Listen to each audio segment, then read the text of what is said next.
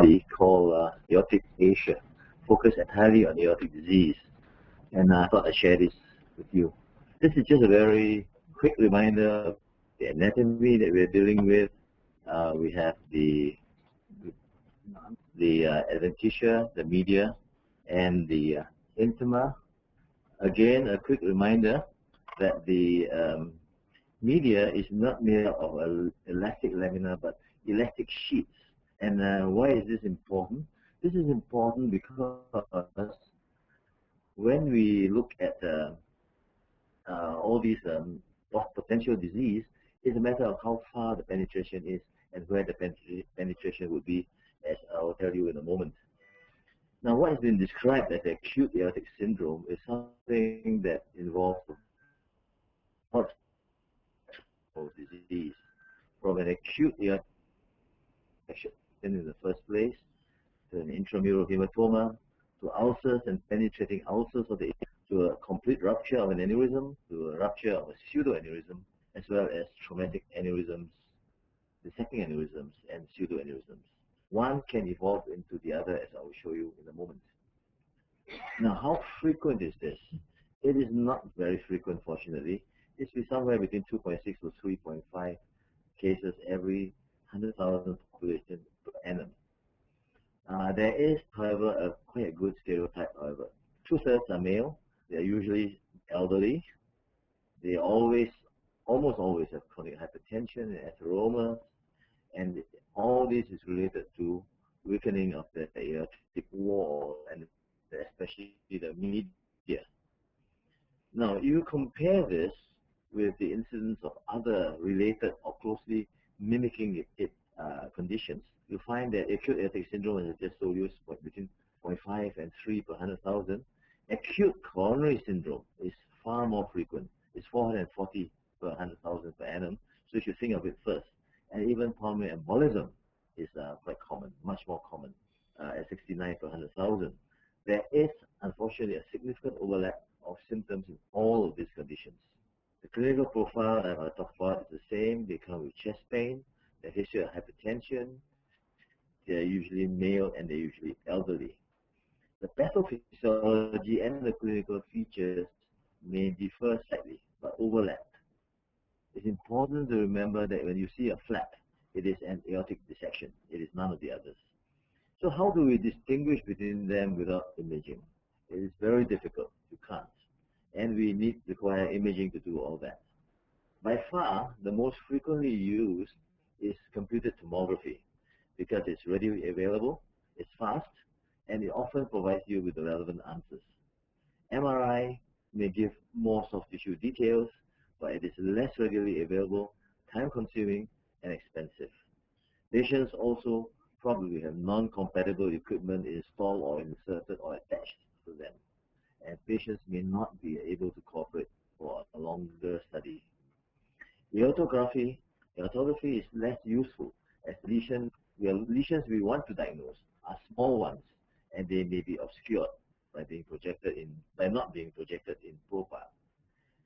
New angiographic equipment may provide more information. Maybe we haven't tested that out yet. Rotational angiography, etc., may help. An aneurysm is not uncommon. It is a dilatation of the aorta up to above 150% of the expected diameter. Important differentiation is it contains all the layers of the aortic wall, i.e., it is the full thickness of the wall that has become dilated, like this. As you can see, the big aneurysm, and when we stented it, we created this down quite nicely, and you can see on the aortogram, it's got a good results. And these people do very well with stenting. And stenting is very quick because it can be done rather quickly in thoracic aorta, and patients go home in a couple of days. The aortic diameter is important to determine the risk for complications. This is according to a study from Yale. So 15.6% if the diameter exceeds 6 centimeters. Intervention is recommended at 5.5 centimeters for the ascending aorta and 5 centimeters in the abdomen. Remembering, though, These refer to Caucasians, and Asians are smaller built. Pseudo-aneurysm is different in that there's only partial wall thickness. There's still the same dilatation, there's only partial wall thickness, and there's a neck, often more than 50% of the diameter of the aorta. Here's just one example. If this is the true lumen, this is the false lumen, and you float, and you can see it connects out there. This is an aortogram, and with the CT reformation, and you can see very well there's a false aneurysm going out from the thoracoabdominal aorta, which is a rather awkward position for any kind of stent grafting. But we managed to do it with fairly good results, as you can see, immediately and somewhat later, where the thrombus in the false aneurysm starts to organize and to the granddaddy of all pseudoaneurysms I've seen is this particular patient who came for a coronary angiography by a cardiologist, and he said to me, have a look, what do you think? Because this one is a politically sensitive person. So I looked at it and I said, well, I'm not terribly, this is the coronary angiogram. I'm not terribly worried about the coronaries, but I'm worried about what's swirling all around the aorta. And he says, what's that? I said, I don't know. I think we better do a CT angiogram on this, on him. And this is what we found. This is ascending aorta over there. This is false aneurysm of the ascending aorta. You can see the ascending aorta up there going this way, and this is huge false aneurysm. Now this man had a coronary bypass surgery like 12, 15, and because of that, this is normally the site where, oops, I'm sorry. This is commonly the site where they do the bypass, the machine. And this obviously is a false aneurysm that has developed and has to remain so. The fact that it's very well calcified, as you can see in this pictures here, it's very well calcified, makes it rather safe, and he didn't do that one for him at all. After all, he's had it for 15 years. How about acute aortic dissections? I'm coming with the bigger items first, which are more commonly seen. It involves a laceration of the intima and a part of the media. Blood vessel dissects the media with the formation of a false lumen. The wall is of partial thickness only, and re-entry tears occur distally.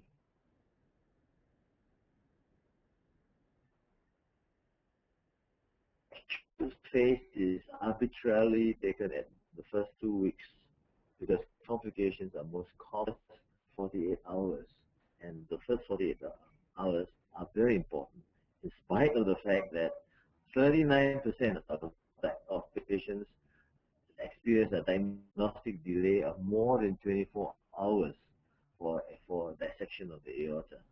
That shouldn't be the case today with the ready availability of CT.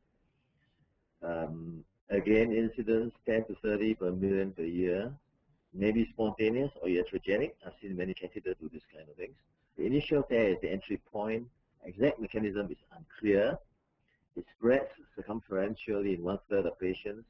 The section is always longitudinal. 2/3 extend to the iliac arteries, and they are more often antegrade dissection rather than retrograde dissection. The false lumen usually connects peripherally as the small vessels that connect of the aorta get torn off the attachments and become re-entry tears. This is an example of what happens. Here is the tear and the dissection, and there's the false lumen, and the true lumen is narrow over there. We get a pretty good result with stenting. So before the known classifications, Stanford classification is very straightforward. If it involves the ascending aorta, it's type A. If it only involves the descending aorta, it is type B. Type A also includes the descending aorta. Ascending and descending aorta. Type 2 involves only ascending aorta. Type 3, A and B, involves only descending aorta, and it's only the extent that differs. The example of a tear both ways. And this is a distal tear, and this is how it dissects also. This is arch tear, rather uncommon. So look at the frequency. One picture here is a normal aorta. Ascending tear occurs in 90% of patients, 5% each for arch and descending aorta, usually less frequent than descending aorta. That means descending and spreading backwards to involve the ascending. Descending tears in type B usually are just distal to the origin of the subclavian, although you might get a very rare incidence of very peripheral tear, which is less than 1% of the incidence. And I'll just show you one example of this. This is, of course, the kidneys, aorta here, and here you see the dissection starting. I think that's it. Yeah, you see the dissection, and you can see them in a different window setting, and you can see them here in the coronal reformats, and they're usually, then it's very unusual, it's at the level of the inferior mesenteric artery, which is not common. What's important with dissections is location, morphology, acuity, and associated complications of the tear. Significant risk of rupture occurs if it's beyond 7 centimeters. The upper descending aorta is the most common site for late aneurysmal degeneration, so you must be aware of that and look out for that in your follow-up of patients. The false lumen of more than 22 millimeters predicts late degeneration with 100% sensitivity and 76% specificity. So the sizes are very important. Sizes also impact on the distal flow. For example, distal flow may be inadequate for the abdominal organs as well as in the lower limbs. Another important thing to remember about dissecting aneurysms is that type A is a lethal disease with 1 to 2% mortality every hour from the onset. And without surgery, 50% are dead in a month.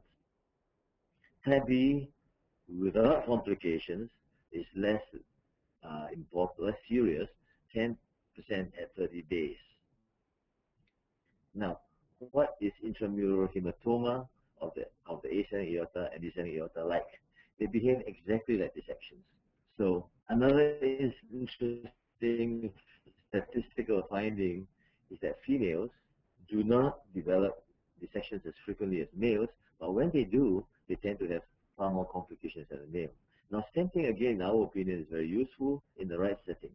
For example, this man from Indonesia that come to us with dissection of the aorta, and you can see how big it is, how big the false lumen, the true lumen is here, and that's all false lumen, and then this is down the abdomen. So we stented him. We were not terribly hopeful that it will resolve, but over 6 months, and it gradually resolved and got significantly smaller. The true lumen had grown up in size, increased in size, resulting in good flow peripherally, and the false lumen had organized and got smaller. Sometimes it can be quite dramatic, as you see in this particular patient, where you have a dissection here. Yes, this is the coronal reformat. That's the aortogram showing you the point of entry. After stenting, it organized itself very quickly, and as you can see, the false lumen has largely disappeared to a large extent. Now, what is intramural hematoma? Up to a couple of years ago, nobody paid much attention to it, neither do they diagnose it. It's a hematoma within the aortic wall. There's no intimal flap because it's not a direct communication. There's no demonstrable tear in most instances or direct communication with the lumen. The primary event usually occurs in a hypertensive patient. The spontaneous bleeding from the vasa vasorum into the media, with and without penetrating ulcers as well. So all these conditions are related. Sometimes it can occur from chest trauma, but there's a direct causal relationship. It propagates in the media, it weakens it may rupture outwards of the aorta, it may rupture inwards, creating a dissection. Distinguished from thrombus by identification of the intima through calcification within it, and on CT, it is hyperdense. 5 to 20% of these patients present with symptoms not different from an acute dissection. Regression is relatively uncommon. It's in less than 10% of instances. Progression to dissection up to 50% of situations. And risk of rupture again up to 50%. Just going to share with you this example of intramural hematoma. You'll notice, I don't see it very well from here. If you look at the aorta here, you can see a dense rim outside. And that's the hematoma. The blood, this fresh blood, is dense. All right, and then in the scans below, you see the contrast in the lumen, and you see the thickening in the wall. That's the intramural hematoma. These are just reformats of the same condition, same patient. But 2 months later, it did not get worse. It stayed very much the same. And 6 months later, when we scan them again, we follow these up very closely, you'll find that the intramural hematoma has just a little bit remaining here. The rest of it has resolved to a fair extent. This is one of the more uncommon situations. That's why I chose to show you. This is just an example of illustrating it. This is the vasa vasorum. This is where they bleed and they create a hematoma in the wall. And the bleed, of course, in the media can spread upwards and downwards depending on whether the bleeding stops. You'll find that the ascending aorta is a common site, whereas the arch and descending aorta, ascending aorta and descending aorta are common sites, while the arch are. This is just another example of, you can see, of an intramural hematoma here and there, and all the way down. Oops, we follow up very closely. At some point, we detected a little leak here, a little communication. Still keeping a very close watch on him, we realized that the intramural hematoma was getting bigger, thicker. So we decided to stent him with good results. Let's move along and show you. This one is the, this is just a stent process. It's not very impressive on the stenting process. You don't see the hematoma very well. But when I reviewed the plain films of this patient, it was very obvious to me, if you look at this part of the arch, where the calcification in the aortic arch is. It is well inside the external external margin of the aorta. So you can actually could have actually recognized it on the plain film. The calcified plaque represents the intima, and it's a very thickened wall, which you can see. What are the predictors of events after intramural hematoma? Hematoma thickness is important. You will see it increasing. You have to fix it. If the area is getting bigger, you have to fix it. If the diameter is very big, you have to fix it. Otherwise, you could be getting into all kinds of trouble. How about ulcers? Some of which are penetrating, some of which are not. Usually, atherosclerotic plaques can ulcerate and may disrupt the interelastic lamina, penetrating into the media, creating a penetrating aortic ulcer. The exposure to pulsatile flow creates an intramural hematoma, and it becomes PAU extending into IMH, and it can continue to develop further into a pseudo-aneurysm that may rupture, and you get all kinds of problems. This diagram illustrates it quite nicely. This is atherosclerotic plaque. This is ulceration in the plaque itself, and this is what you see on the scan. Here is an ulcer that's penetrating, and you can see it here as a little outwashing there, and then at a certain point it can become a pseudo-aneurysm like what you see down here. So these are all extensions of the same condition or extensions of the same disease process.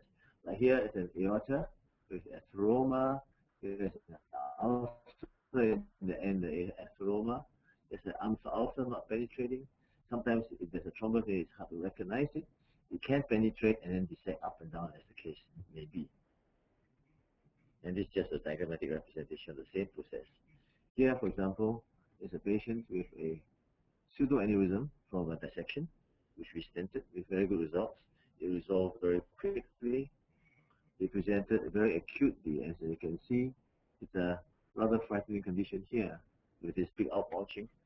It's a fourth pseudo-aneurysm of the aorta, when we stented it with very good results. So if you look at IMU and penetrating ulcers, they have no flaps.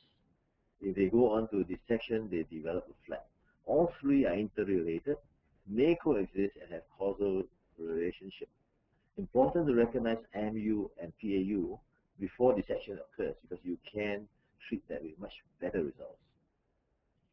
Each can occur or start off on its own but lead from one to the other.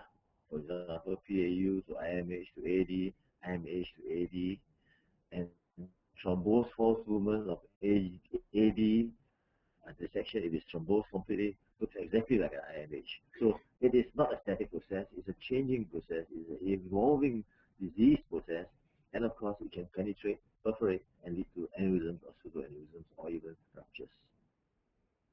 So what are the outcomes of stent grafts in these three conditions? You can see from the result of a 9-bar who is a surgeon, and you can see his results are excellent. Right, success is almost 100% on all three situations, and mortality at 1 year is only 1.7% in the type B dissection.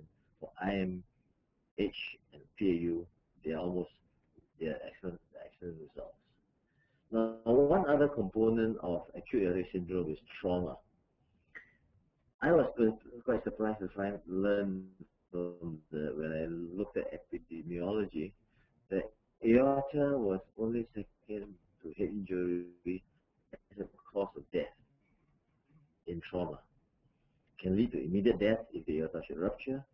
1% of trauma to the aorta, only 25% arrive alive at the hospital, and 30% of them will die within 6 hours, and 50% in 24 hours. So it's a very serious condition. Early diagnosis and rapid surgical intervention are the traditional ways of managing this condition. But emergency in the patient is associated with significant cardiac, pulmonary, neurologic, and hemodynamics complications, especially if the patient has very bad polytrauma and has difficulties with his respiratory functions, etc. Over the years, and with the evolution of good stent grafts, prompt endovascular exclusion of traumatic pseudoaneurysms or transections is important because they usually have other concomitant injuries, and we don't want to do too much to the rest of the patient. It avoids thoracotomy, aortic cross clamping, extracorporeal bypass, single lung with blood pressure shifts, and coagulopathies. And blood loss is very much reduced. This is a lady who fell off from a height and ruptured the aorta here. And you can see there's a tear up there, and we started her with excellent results. And this can be done fairly quickly in experienced hands. Here she is with good results at the end of the time. Sometimes they develop a true pseudoaneurysm like you see here, which you can see very well down here, and they can develop thrombi within it, as you can see. And these can be stented with excellent results again. And you can see how quickly this one presented differently. Again, another patient with serious trauma from automobile accident. You can see the false aneurysm. You can see a lot of blood in the mediastinum. Here's a big pseudoaneurysm, which we stented with good results. This one, another patient, another similar appearance. Oh, I'm sorry, I went backwards. Another patient, another similar situation. Young girl, bad accident, had terrible trauma to the rest of the body. Nobody thought of the aorta. One day she became a bit breathless. They thought she might have a PE, had a PE scan, and lo and behold, we found this big pseudoaneurysm in the reformat, there is huge pseudo-aneurysm, which we immediately stented with very good outcomes straight away. It resolved very quickly. For her, we had also another interesting slideshow. If you look at the stents, we had to put in chimney up the left common carotid because we had to cover the left common carotid. And halfway through the process, the stent slipped out. You can see the stent here. The covered stent, we use a covered stent for the chimney, fell off into the aorta. And when we flushed it with a bit of contrast, the stent just flew off into the lumen of the stent graft down the aorta. So we had to do something. We substituted it with another stent with good results. Then we came down the aorta looking for the stent, and this is where we were. We thought it might be very close to the sheath for this delivery system of the graft, and if we pull it down, it may fall into it, but it didn't. So we actually had to come down, go out with a snare, grab it, pull it into the sheath, and take it out of the patient. Not a difficult job, but it was surely very impressive when I did it because all the theater nurses were watching and they thought it was a great job. Actually, we remove foreign bodies quite often. So what have been the outcomes? Well, outcomes have been uniformly good. Technical success is almost 100%, and follow-up relatively short. But single institutional results in one study in 2007, 20 consecutive patients, no procedure-related deaths, one graft collapse, which was easily rectified. We had experienced one too. One extension due to type 1 endoleak, and 4 deaths from other injuries. Relatively good outcomes. However, you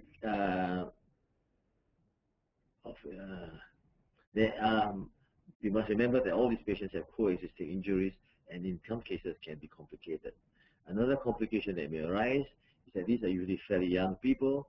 When they get older, the aorta will start to dilate and unfold, and there may be a need for a bridge repair at a later point because the stent may not be big enough. Access is always a problem. Young people have smaller vessels. The delivery systems are still large, although new ones are coming on stream. And there's always a limitation in the immediate availability of the devices because nobody keeps many very tiny grafts. However, all reported series underscore the significant advantages of endovascular treatment, which includes excellent technical success and low mortality rates. So should this be the new standard therapy for aortic trauma? My surgeons think so, which is not the best thing because I get called in too often when there's a major accident, but it's, in my experience, to looking at it, I think the outcome is very good for the patients. The future development of the smaller delivery systems, a bit more flexible systems, fixation is wound fixation, and fenestration and branch grafting will affect the future development of stent grafting, particularly in these conditions. I've tried to cover the whole subject of acute aortic syndromes as best we can, stressing on the fact that it's important to diagnose early disease and manage them rather than wait for it to dissect. Thank you very much.